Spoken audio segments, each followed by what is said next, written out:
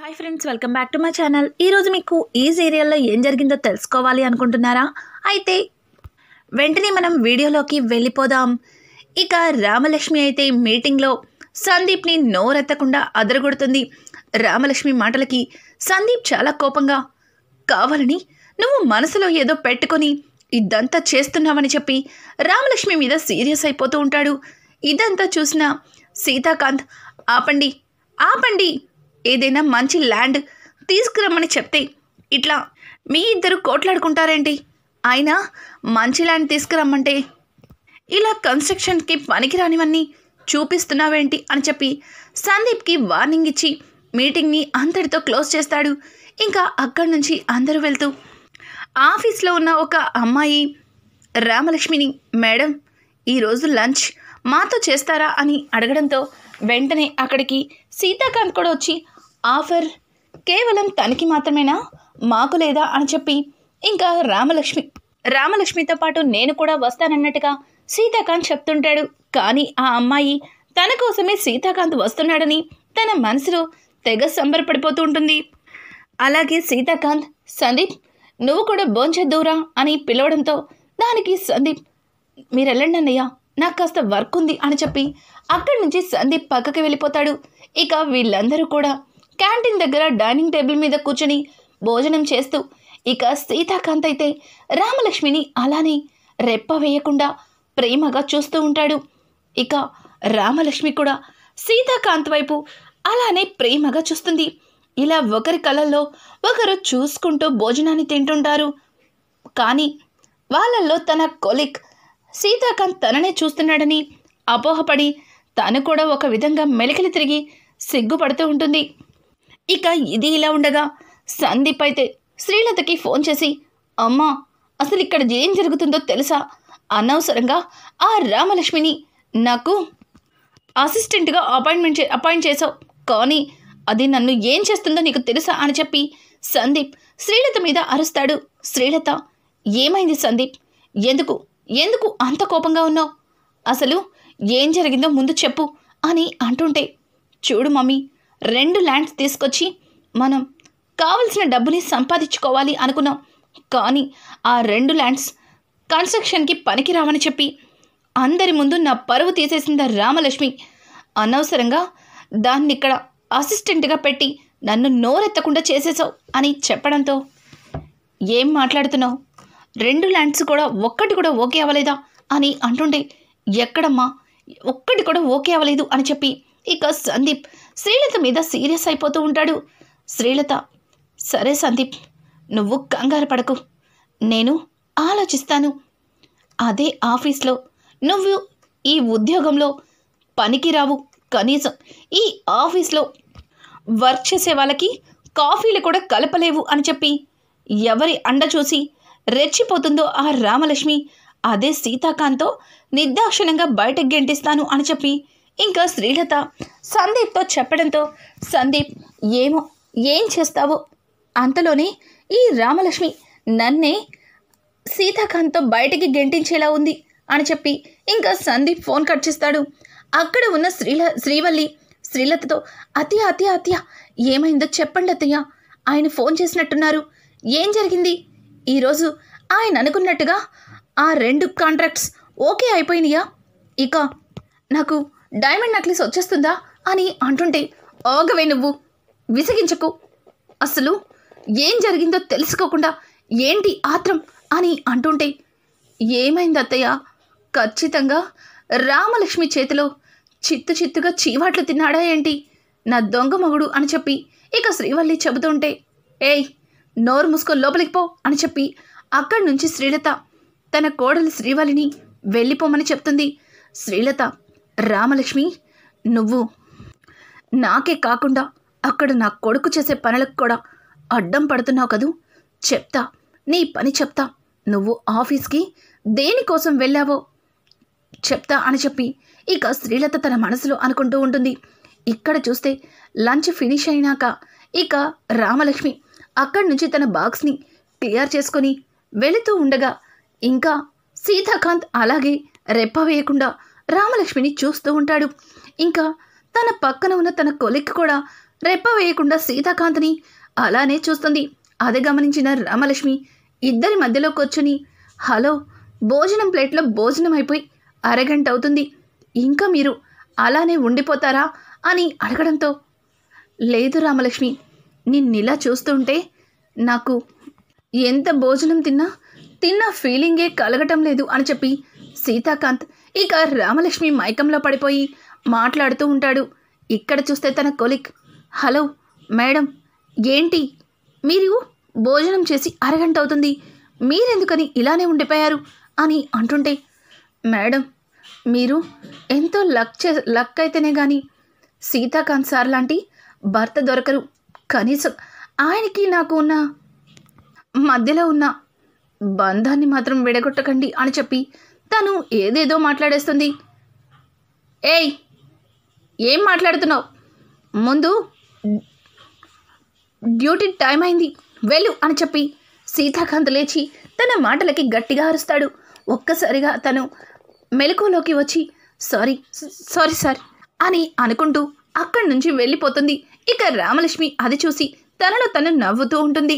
ఇక సీతాకాంత్ రామలక్ష్మి దగ్గరకు వచ్చి తనంతే అదోలా మాట్లాడుతుంది, నువ్వేం పట్టించుకోకు, ఆయన ఈరోజు మీటింగ్లో అద్దర కొట్టేశావు, నిజంగా ఇవన్నీ నీకెలా తెలుసు, అక్కడ ఆ ల్యాండ్ అలా ఉందని, ఇక్కడ ఈ ల్యాండ్ చెరువని ఇవి నీకు ముందుగా ఎలా తెలుసు అని అడగడంతో, సార్ నేను ఈ ఆఫీస్లో జాయిన్ అవ్వకముందు, అలాగే మీతో నాకు పెళ్ళి కాకముందు, ఇంకా చెప్పాలి అంటే మీ దగ్గర మీ డ్రైవర్గా జాబ్ చేయకముందు నేను ఆటో నడిపేదాన్ని, మీకు తెలుసు కదా నేను ఒక డ్రైవర్ని కాబట్టే ఇక్కడ చుట్టుపక్కల ఉన్న ప్రతి ప్లేసు నాకు తెలుసు, వాటి గురించి కూడా నాకు తెలుసు, అర్థమవుతుందా అని ఇక రామలక్ష్మి ముద్దుగా మాట్లాడుతూ అక్కడి నుంచి వెళ్ళిపోతుంది. ఇక ఈరోజు ఆఫీస్లో జరిగిన అవమానం గురించి సందీప్ ఇంటికి వచ్చి తనలో తను చాలా సీరియస్ అయిపోతూ ఇక తన ఒంటి మీద ఉన్న కోటుని విసిరి కొడతాడు. ఇంతలో శ్రీవల్లి, ఏవండి ఏవండి ఏవండి ఏంటండి, అసలు పిలుస్తుంటే పలకకుండా లోపలికి వచ్చేశారు, మీకోసం 1000 కాదు 1,00,000 కాదు కోట్లు, లేదులే లెక్కలేని కళ్ళతో ఎదురు చూస్తున్నాను అని చెప్పి శ్రీవల్లి ఇంకా సందీప్తో మాట్లాడుతుంటే, ఏయ్ చాలా చిరాగ్గా ఉంది, నన్ను విసిగిచ్చావంటే చంపేస్తాను అని చెప్పి ఇక సందీప్ శ్రీవల్లి మీద గట్టిగా చిరాకు పడతాడు. శ్రీవల్లి, ఏంటి నేనెంతో ప్రేమగా మీ దగ్గరికి వస్తే ఇలా విసుక్కుంటున్నారు, మీరు చావండి, నేను సీరియల్స్ చూసుకుంటాను అని చెప్పి అక్కడి నుంచి శ్రీవల్లి వెళ్ళిపోతుంది. ఇక సందీప్ కోపాన్ని అర్థం చేసుకున్న శ్రీలత లోపలికి వచ్చి, నాన్న సందీప్, నీ కోపం నీ ఆవేశం అంతా నాకు అర్థమైంది, కానీ మనం సమయం కోసం ఎదురు చూడాలి, ఇలా ఆవేశపడితే ఒరిగేదేమీ లేదు, సరేనా అని చెప్పి ఇక శ్రీలత అయితే సందీప్కి నచ్చ చెప్తుంది. సందీప్ కూడా శ్రీలత మాటలకి ఇంకా మౌనంగా ఉండిపోతాడు. తరువాత ఇక్కడ చూస్తే రామలక్ష్మి తన గదిలో అద్దం ముందు రెడీ అవుతూ ఉంటే ఇంకా సీతాకాంత్ రామలక్ష్మి దగ్గరికి, ఏంటి మేడం గారు అద్దం ముందు నుంచున్నారు, మేడం గారికి అద్దం లేకపోయినా పర్వాలేదు, ఎప్పుడు నవ్వుతూ అందంగానే కనిపిస్తారు అని చెప్పి సీతాకాంత్ రామలక్ష్మిని పొగుడుతూ ఉంటాడు.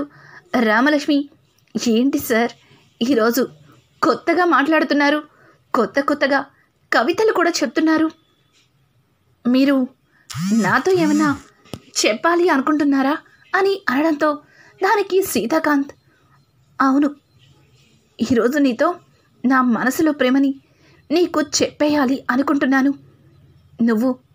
నువ్వు ఎలా రియాక్ట్ అవుతావో నాకు తెలియటం లేదు, కానీ తాతయ్య ఇచ్చిన ధైర్యంతో ఈరోజు నా మనసులో ప్రేమని నీకు చెప్పేస్తాను అని చెప్పి ఇక సందీప్ రామలక్ష్మిని ప్రేమగా చూస్తాడు. ఇంతలో రామలక్ష్మిని ఎవరో పిలిచినట్టుగా అనిపించి, సార్ ఇప్పుడే వస్తాను, పిలుస్తున్నారు అని చెప్పి అక్కడి నుంచి రామలక్ష్మి వెళ్ళిపోతుంది. నేను నా మనసులో ప్రేమని బయట పెట్టేటప్పుడే రామలక్ష్మిని పిలవాలా అని చెప్పి ఇక సీతాకాంత్ కూడా బయటికి వెళ్ళి తనకి ఏ రకంగా ప్రపోజల్ చేయాలి, అసలు నా మనసులో ఉన్న ప్రేమని తనకి ఎలా చెప్పాలి అని చెప్పి గార్డెన్లో అటు ఇటు తిరుగుతూ ఉంటాడు. ఇంతలో వాళ్ళ తాతయ్య అక్కడికి వస్తూ, సీత, ఏంట్రా ఇంత టైంలో ఎక్కడున్నావు? నువ్వు నాతో చెప్పినట్టు నీ మనసులో ప్రేమని రామాకి చెప్పావా అని అంటూ ఉంటే ఆ మాటలకి సీతాకాంత్ ఏమీ చెప్పలేక తల కిందకి దించుకొని మొహమాట పడుతూ ఉంటాడు. చాలే నీ ఇబ్బంది పడటం నాకు అర్థమైంది. నువ్వింకా నీ మనసులో మాటని తనకి చెప్పలేదు కదూ. అసలు ఇలా అయితే ఎలారా? నిన్ను నా మనవడని చెప్పుకోవడానికి కూడా నాకు సిగ్గేస్తుంది. ఒక ఆడపిల్లకి, అది కూడా నువ్వు తాళి కట్టి అగ్నిసాక్షిగా పెళ్లి చేసుకున్న భార్యకి నీ మనసులో ప్రేమని చెప్పకపోతే ఎలా చెప్పు సీత. వెళ్ళి ఇప్పుడే నీ మనసులో ప్రేమని తనకి చెప్పు అని అంటుంటే, అది తాతయ్య, నా మనసులో ప్రేమని తనకి చెప్పాలని ఉంది. కానీ తనెక్కడ మా ఇద్దరి మధ్యలో ఉన్నది ప్రేమ కాదని, కేవలం స్నేహబంధమే అని అంటుందేమో అని కాస్త టెన్షన్గా ఉంది. తనని చూస్తుంటే అప్పుడప్పుడు తను కూడా నన్ను ప్రేమిస్తుందేమో అనిపిస్తుంది. కానీ కొన్ని సందర్భాల్లో కేవలం తను నా కోసమే ఇంట్లో ఉన్నట్టుగా అనిపిస్తుంది. మా ఇద్దరి మధ్యలో ఉన్నది స్నేహం మాత్రమే అని కూడా అనిపిస్తుంది అని చెప్పి ఇంకా సీతాకాంత్ వాళ్ళ తాతయ్యతో చెప్పడంతో వాళ్ళ తాతయ్య, చాలు ఈ అనిపించడాలేంటో నాకు అస్సలు అర్థం కావట్లేదు. ఇదిగో ఇది తీసుకో అని చెప్పి తన పాకెట్లో నుంచి ఒక ఉంగరం బాక్స్ని సీతాకాంత్ చేతిలో పెడతాడు. అది చూసిన సీతాకాంత్, తాతయ్య ఏంటిది, ఏదో బాక్స్ లాగా ఉంది అని అంటూ ఉంటే, ముందు దాన్ని ఓపెన్ చేయి అని చెప్పడంతో ఇక దాన్ని ఓపెన్ చేసేసరికి అందులో ఉంగరం కనిపిస్తుంది. ఉంగరాన్ని చూసిన సీతాకాంత్, తాతయ్య ఇది డైమండ్ రింగ్లా ఉంది ఇది అని అంటూ ఉంటే, అవును డైమండ్ రింగే, స్పెషల్గా చేయించాను. అది నీ ప్రేమకి ప్రతిరూపం. దాన్ని నువ్వు రామలక్ష్మి చేతికి తొడగాలి. అలాగే నీ మనసులో ఉన్న ప్రేమని రామలక్ష్మికి చెప్పాలి. ఇక రేపు ఉదయం కలుసుకుందాం, వెళ్ళరా, నా పరువు తీయకు అని చెప్పి ఇక వాళ్ళ తాతయ్య సీతాకాంత్కి ధైర్యం చెప్పి గదిలోకైతే పంపిస్తాడు. కొంతసేపటికి రామలక్ష్మి కూడా లోపలికి వస్తుంది. సార్, ఇందాకేదో చెప్పాలి అన్నారు, చెప్పలేదు అని రామలక్ష్మి సీతాకాంత్ని అడుగుతుంటే, సీతాకాంత్, అవును నీకోసమే ఎదురు చూస్తున్నాను. ఈరోజు ఎలా అయినా నా మనసులో ప్రేమని నీకు చెప్పేస్తాను అని చెప్పి సీతాకాంత్ తన మనసులో అనుకుని ఒక్కసారిగా నీల్ డౌన్ చేసి తన పాకెట్లో ఉన్న ఉంగరాన్ని తీసి దాన్ని రామలక్ష్మికి చూపిస్తాడు. రామలక్ష్మి ఆ ఉంగరం చూసి చాలా ఆనందపడుతుంది. రామలక్ష్మి, ఇన్ని రోజుల నుంచి నా మనసులో మాటని నీకు చెప్పాలి అనుకున్నాను, కానీ ఎలా చెప్పాలో అర్థం కావట్లేదు. నా ప్రేమ అంతటినీ కూడా ఇదిగో ఈ విలువైన డైమండ్లో ఉంచాను. ఈ ఉంగరాన్ని నీ చేతికి తొడుగుతాను అని చెప్పి ఇక సీతాకాంత్ రామలక్ష్మి చేయి తీసుకుని ఆ ఉంగరాన్ని అయితే పెడతాడు. ఇక తన మనసులో రామలక్ష్మి మీద ఎంత ప్రేమ ఉందో ఆ ప్రేమ మొత్తాన్ని తెలుపుతాడు. జీవితాంతం నాతో భార్యగా నాతోనే ఉంటావా అని చెప్పి సీతాకాంత్ అడిగిన మాటలకి రామలక్ష్మి చాలా ఎమోషనల్గా సీతాకాంత్ గుండెల మీద వాలిపోతుంది. అలా ఇద్దరు కూడా ఒకరికొకరు దగ్గరవుతారు. ఇదంతా తెలిసిన శ్రీలత ఎలా రియాక్ట్ అవుతుంది? అలాగే సందీప్ ఆఫీస్లో చేస్తున్న కుట్రలన్నింటినీ రామలక్ష్మి సీతాకాంత్ దగ్గర ఎలా ఇరికిస్తుంది? మరిన్ని ఎపిసోడ్స్ మీకు ముందుగా కావాలి అనుకుంటే మా ఛానల్ని సబ్స్క్రైబ్ చేసుకోవడం మాత్రం మర్చిపోకండి.